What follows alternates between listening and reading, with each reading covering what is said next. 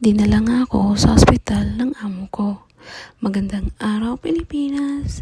It's me, Doug, here in Saudi Arabia. Samahan niyo ako sa mga araw na ito.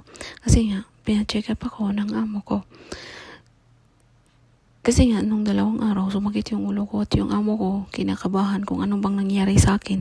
Hindi alam ng amo ko, siguro love sick lang yun. Ay, char. Ito na nga, nagmamadali na nga ako kasi nga ando na sa labas yung amo ko, nag-aantay na. Hindi, okay naman.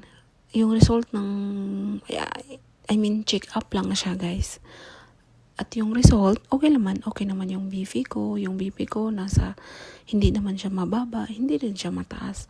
Andun lang siya sa, ano bang Tagalog ng tunga-tunga? Basta andun siya sa tunga-tunga. Sabi ng anak ng amo ko, okay lang naman daw siya. Kasi nga, hindi normal lang daw siya. Sa sarili ko rin, alam ko na okay lang ako. Yung amo ko na, ano ba yan?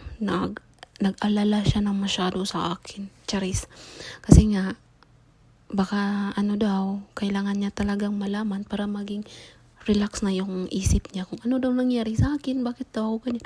Ganyan naman talaga since born talaga ako, ganito na talaga yun. Pag naaamoy ko yung AC ng sasakyan, sumasakit talaga ang ulo ko. Kaya ayun, nagpapacheck up na rin siya kasi nga may nararamdaman din siya. So ayun lang, tapos ng araw ko. See you in my next vlog. Masalama.